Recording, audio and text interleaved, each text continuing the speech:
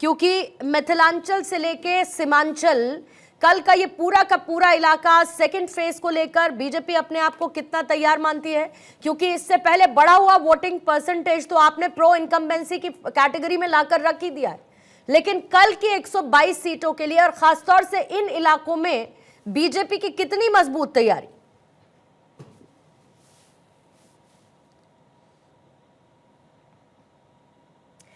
Manish ji unmute करेंगे पहले आप अपने एंड पर। पहले फेज में जो हम लोगों ने अपना पूरा सर्वे किया है, पूरी समीक्षा की है बूथों से, निश्चित रूप से मुझे लगता है कि हम बहुमत के काफी करीब हैं और हम लोगों का जो 160 से 80 का जो लक्ष्य है, मुझे लगता है कि उससे बेहतर परिणाम इस बार बिहार इतिहास लिखने वाला है। और देखिए उसी का एक बहुत बड़ा प्रमाण यह है कि जहां एक तरफ राहुल गांधी पहले फेज से ही कहने लगे कि वोटों की चोरी हो गई, वोटों की चोरी हो गई और वोटों की चोरी वाली सरकार बन रही है, वहीं अब तेजस्वी यादव भी चुनाव आयोग और अन्य विषयों पर जो है वह बहानेबाजी शुरू कर दिए हैं ताकि चुनाव परिणाम के बाद इनको कोई बहाने नहीं ढूंढने पड़े।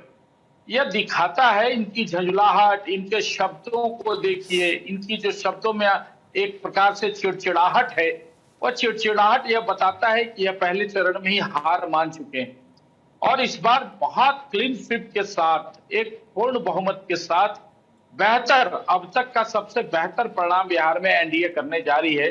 उसका भी कारण है, उसका कारण यह है कि हम लोगों ने देखा है जिस प्रकार से बिहार में महिलाओं के क्षेत्र में, युवाओं के क्षेत्र में, किसानों के क्षेत्र में एक परिवर्तन आया है पिछले 20 वर्षों में।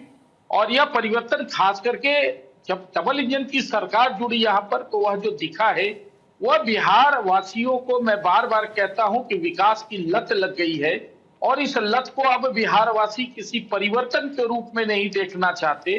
उनको डर है कि नेता प्रतिपक्ष तेजस्वी यादव जो बिहार में परिवर्तन नहीं तो 20 साल की सरकार के बाद भी बेरोजगारी और पलायन जैसे मुद्दे लेकर विपक्ष आप पर क्यों हमलावर है?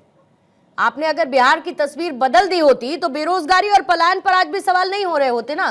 तेजस्वी यादव आपकी सो कॉल्ड भ्रष्टाचार की कैटेगरी को फिल्टर करने की बात नहीं कर रहे होते ना। दूसरे का भ्रष्टाचार दिखता है, अपने नेताओं पर लगे भ्रष्टाचार के आरोप नहीं दिखते हैं।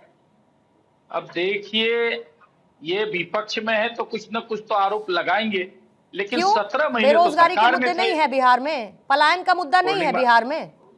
पूर्णिमा जी मेरी बात तो पहले पूरी होने दीजिए। मुझे या तो एक सीमित समय दे दीजिए या उस समय में मेरी बातों को पूरी होने दीजिए। नहीं सर, काउंटर के लिए हमेशा तैयार रहिए, आदत मत छोड़िए काउंटर की। मेरी बात तो हाँ, काउंटर के लिए हमेशा तैयार रहिए, काउंटर की आदत मत छोड़िए। मेरे शब्द पूरे नहीं होंगे और आप दूसरा सवाल दाग दीजिएगा तो मैं आपके दर्शकों को कैसे मैं पूरी अपनी बात कर। मैं कह रहा था कि 17 महीना सरकार में रहे तो इनको कोई लीकेज भ्रष्टाचार तो दिखा नहीं, एक भी मामला भ्रष्टाचार का भाजपाई मंत्रियों के खिलाफ तो कम से कम खोज लेते। जेडीयू के साथ तो चलिए सत्ता में थे, लेकिन इनको 17 महीने में सरकार के अंदर भाजपा मंत्रियों का कोई भ्रष्टाचार नहीं दिखा। अब देखिए 13 से 17 यह खुद सरकार में थे, लेकिन यह मानते नहीं है कि 13 से 17 बिहार में वो जो 4 साल था वो सरकार में थे नीतीश जी के साथ और 17 महीना इधर, मतलब लगभग 5.5 साल इन 20 वर्षों में यह खुद सरकार में है।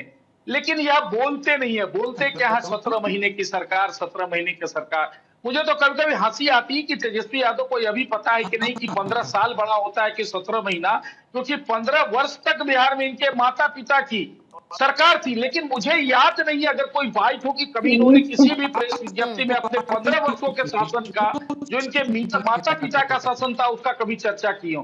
ये 17 वर्षों का चर्चा करते हैं और वो भी 17 महीना जब ये शपथ लेने वाले थे। पूर्णिमा जी आप लोग को वह बाइट जरूर चलाना चाहिए। ये 17 महीने में जो उप मुख्यमंत्री का शपथ लिए थे तो पत्रकारों ने इनसे पूछा था कि भाई साहब आपने तो कहा था कि हम 10 लाख नौकरी पहले कैबिनेट पे पहली कलम से देंगे, तो तेजस्वी यादव ने कहा था कि अरे भैया वो तो मैंने मुख्यमंत्री बनने के लिए कहा था, अभी तो मैं उप मुख्यमंत्री हूं, जब मुख्यमंत्री बन जाऊंगा तब तो पूरा करूंगा। अब एक तरफ देखिए ये 420 को, एक तरफ तो कहते हैं कि मैं उप मुख्यमंत्री हूं, मुख्यमंत्री बनूंगा तब करूंगा, और जब सरकार से हट जाते हैं तो कहते हैं कि वो सारा चीजें वो मैं नहीं किया। तो देखिए ये जो फ्रॉड है, ये जो झूठ है, ये जो प्रोपगेंडा, इस प्रोपगेंडा को बिहार के मतदाता चित्र समझते हैं और यही कारण है ठीक कि है। यहाँ कोई जंग नहीं है, या फुल मेजोरिटी से एनडीए लेकिन की ऐसा सरकार बन आरजेडी रही और है, कांग्रेस कोई नहीं किसी मानते फर्क हैं, नहीं। ऐसा आप मानकर ना चलिए माने कि ना। कोई जंग नहीं ना है। माने, उससे लेकिन क्या फर्क उत्पल पड़ता है? वल्लभ जी ऐसा बिल्कुल मानते होंगे। उत्पल वल्लभ जी, पहले आपके पास, फिर चित्रा जी आपके पास आती हूँ। वल्लभ साहब, आपने सुना बीजेपी के प्रवक्ता क्या कह रहे हैं, लेकिन साथ ही कल जो इलाका है और खासतौर से क्रूशियल आपका सीमांचल का सर इलाका भी है, और सीमांचल का इलाका इसीलिए क्रूशियल होता है क्योंकि एक तो M22 समीकरण। अब इसके साथ आप A to Z की बात जरूर करिएगा, लेकिन आप भी जानते हैं कि आरजेडी का M22 समीकरण उसके लिए कितना इंपॉर्टेंट, और उसमें ओवैसी की एंट्री और 2020 में ओवैसी का प्रदर्शन। क्या आपको लगता है कि एक चुनौती ओवैसी बनकर उभरे हैं? आपने तो उनको खैर कट्टरपंथी तक कह डाला, वो एक अलग बात है। ओवैसी साहब को तेजस्वी ने कह दिया, लेकिन उनकी मौजूदगी आपके समीकरण को क्या डीरेल करने की क्षमता रखती है?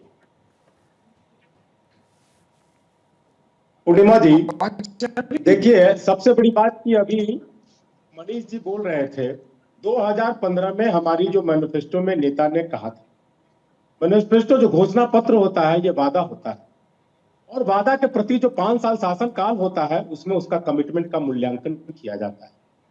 तो हमने कहा था कि हम नौकरियां देंगे। हमारी सरकार नहीं बनी, बाद में नीतीश जी हमारे साथ आए, तो चंद महीनों में जो हमने किया,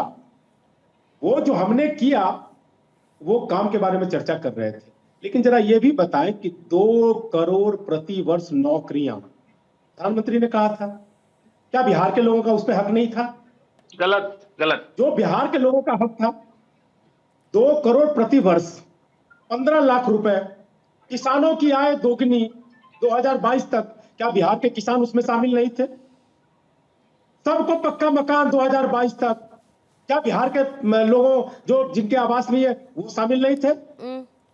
लेकिन इन्होंने जब सरकार में आया तो क्या कहा? पहले तो कहा 15 लाखों की जुमला था।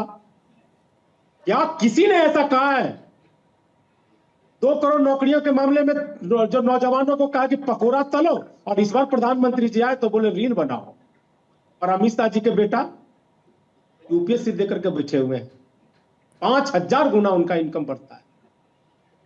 तो ये लोग जो बोल रहे हैं आदरणीय तेजस्वी जी पे, तेजस्वी जी चंद महीनों में जो मौका मिला, जो झलक उन्होंने दिखाया, के मुकाबले में पकौड़ा तलने की बात नहीं कहे। ठीक है, अब मेरे सवाल उसी का समय ये लोग जवाब कह रहे थे नीतीश कुमार जी के साथ, सुन लीजिए पूर्णिमा जी, वल्लभ साहब मेरे सवाल का जवाब जी के साथ में कह रहे थे, वल्लभ साहब सीमांचल की जरा बात करते हैं।